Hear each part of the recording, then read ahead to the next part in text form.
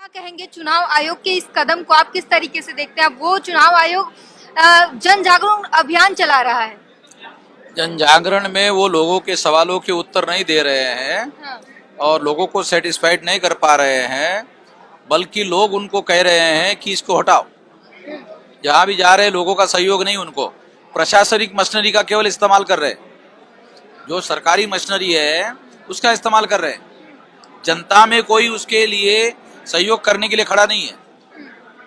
क्या लगता अगर है? मान लो ये मशीन ईमानदार थी और इससे फ्री फेयर एंड ट्रांसपेरेंट चुनाव हो सकता है, तो अमेरिका नहीं कर रहा है। वो तो भारत से ज्यादा एडवांस टेक्नोलॉजी वाला है। जापान है, जर्मनी है, वो एडवांस टेक्नोलॉजी के देश है भारत से ज्यादा। वो नहीं कर रहे क्योंकि वहां की प्रजा का इस पर विश्वास नहीं है। भारत में ये लोगों के जानकारी के अभाव का इस्तेमाल कर रहे हैं और हम लोग ईवीएम के विरोध में हैं। मैं आपको ये मामला ईवीएम का कांग्रेस और बीजेपी और कांग्रेस के बीच का मुद्दा नहीं है। सुप्रीम कोर्ट ने 8 अक्टूबर 2013 को कहा कि ईवीएम मशीन के द्वारा फ्री फेयर एंड ट्रांसपेरेंट चुनाव नहीं हो सकता, इसलिए पेपर ट्रेल मशीन लगाया जाए। मगर पेपर ट्रेल लगाया जाता है, उसकी गिनती नहीं होती, तो लगाने का कोई मीनिंग है नहीं।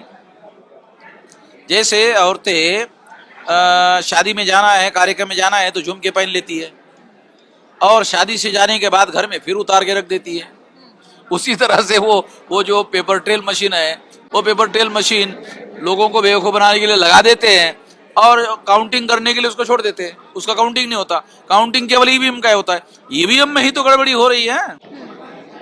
क्या वजह हो सकता है? लगातार प्रूफ दिए जा रहे हैं, लाइव हैक करके भी दिखाया जा रहा है। तमाम आवाज उठने के बाद भी चुनाव आयोग मानने को तैयार नहीं है कि ईवीएम हैक हो सकता है। ये बीजेपी का अपॉइंटेड आदमी है, चीफ इलेक्शन कमिश्नर है, और वो बेंट अपॉन है कि तीसरी बार भी बीजेपी को चुनाव जितवाना है।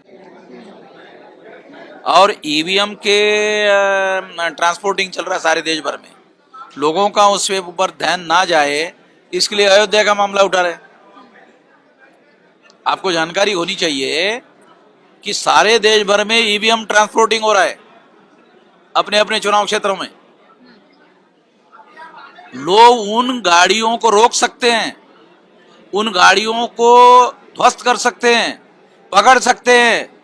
उस पर से लोगों का ध्यान हटाने के लिए आरएसएस भाजपा के लोगों ने अयोध्या का मामला उठा लिया, तो सारे लोगों का अटेंशन अयोध्या की तरफ है और ये लोग ट्रांसपोर्टिंग कर रहे हैं ईवीएम। तो ये प्लानिंग के तहत हो रहा है। तो भाजपा सफल होते दिखाई दे रही है कहीं ना कहीं। मतलब भाजपा और केंद्र सरकार और चुनाव आयोग, ये तीन लोगों की मिलीभगत हो रही है। इसके विरोध में अगर इन लोगों ने ईवीएम को हटाने का काम नहीं किया तो चुनाव के बाद बहुत भारी हिंसा हो सकती है आने वाले समय में। आप क्योंकि देखो, हाँ। शांतिपूर्ण अगर चुनाव होते हैं, फ्री फेयर एंड ट्रांसपेरेंट चुनाव होते हैं, तब तो लोगों का यकीन रहेगा। और यकीन अगर नहीं रहेगा तो फिर तो लोगों की हिंसा की तरफ लोगों का रास्ता जाएगा। अगर शांतिपूर्ण तरीके से परिवर्तन होता है तो फिर तो लोग मानेंगे, और अगर शांतिपूर्ण तरीके के चुनाव के विरोध में ईवीएम का इस्तेमाल होता है तो लोग हिंसा पर उतारू हो सकते हैं। मैं चुनाव आयोग को ये इशारा देना चाहता हूं कि ईवीएम में जबरदस्ती थोपने का काम कर रहे हो, जनता नहीं मान रही है। आने वाले समय में आप भी ईवीएम के खिलाफ बैठक करने वाले, मोर्चा करने वाले? हमारा घोषित मोर्चा है 31 तारीख का, लाखों लोगों का, सारे देश भर से लोग आ रहे हैं। सरकार इतनी डरी हुई है कि कई राज्यों की गाड़ियां बंद करने का ऐलान कर दिया। आपको पता है, रेलगाड़ियां बंद करने का ऑर्डर निकाला। 28 तारीख से रेल बंद है दिल्ली आने वाली।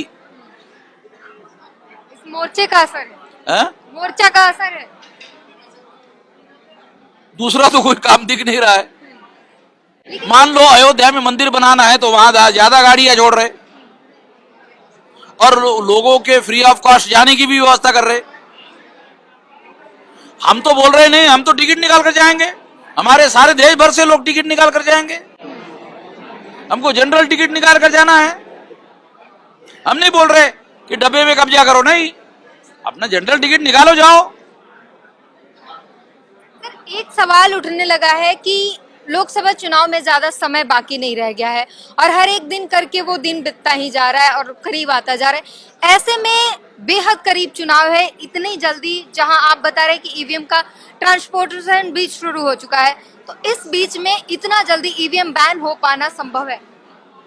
देखो, बैलेट पेपर से चुनाव करवाने का मामला आपको पता है कैसे होता है? आपको जानकारी है? सारे कैंडिडेट का फॉर्म घोषित होने के बाद फिर छपाई के लिए जाता है। तो पूर्व में पर्चे छपा के नहीं रखे जाते। जो बैलेट पेपर है वो मान लो एक लोकसभा क्षेत्र है, वहां कितने कैंडिडेट खड़े रहने वाले हैं चुनाव आयोग को पहले पता थोड़ी होता है। जब तक वो पूरा फॉर्म अगर क्लियर हो गया उसके बाद छपाई का ऑर्डर होता है। और इसके पहले हमारे देश ने इसी तरह से कई चुनाव किया है, इसलिए ये समस्या नहीं है। ईवीएम से करना है तो 6 महीने पहले से करना पड़ता है। ईवीएम मशीन बनाने के लिए 6 महीने ऑर्डर देना पड़ेगा। फिर एक सेंटर पर मशीन बनाने के बाद सारे देश भर में ट्रांसपोर्टिंग करना पड़ेगा और हर बूथ लेवल पर ट्रांसफर करना पड़ेगा। वो बूथ फिक्स हो गए हैं, वहां तक जाना पड़ेगा। वो ट्रांसपोर्टिंग शुरू है। तो एक दलील ये भी दी जा रही कि इतनी जल्दी संभव नहीं है, दूसरा इसमें खर्चे ज्यादा आ जाएंगे, बूथ लूटे जाएंगे, तमाम तरीके की इसमें दलीलें हैं। जो बूथ लूटने का मुद्दा था इसी को आधार बनाया था ईवीएम लाने के लिए। वो छुट्टे में लूटते थे, गट्ठे में लूट रहे। वो छुट्टे में लूटते थे, ये गट्ठे में लूट रहे। वो छुट्टे में लूटते थे तो पकड़े जाते थे, ये अंदर ही खेल चल रहा है, ये पकड़े भी नहीं जाते। ये मशीन के अंदर ही अंदर खेल कर रहे, रिमोट से चल रहा है ना ये सारा खेल। टेक्नोलॉजी है ना। देखो, टेक्नोलॉजी के लिए आपको वहां बूथ सेंटर पर गुंडागर्दी, अभी आपने कभी सोची गुंडागर्दी कम कैसे हो गई, एकाएक खत्म कैसे हो गई? क्योंकि गुंडागर्दी के बजाय ईवीएम काम करना शुरू कर दिया, टेक्नोलॉजी ने काम करना शुरू कर दिया। इसलिए बूथ पर गुंडे को जाने की जरूरत ही नहीं है। वो घर में बैठे बैठे ही वो ईवीएम का मामला कर रहा है। चुनाव आयोग उसमें शामिल है। क्यों? उसका मशीन का कोड नंबर होता है। जब तक मशीन का कोड नंबर बाहर आदमी को ना जानकारी हो, उसका डाटा चेंज नहीं हो सकता। तो चुनाव आयोग उसमें शामिल है।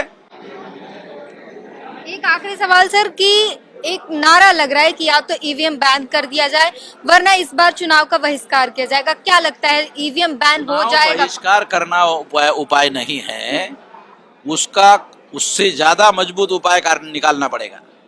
क्या उपाय हो सकता है? तो अभी हम लोग उचित समय पर बताएंगे। पहले ये मोर्चा करेंगे उसके बाद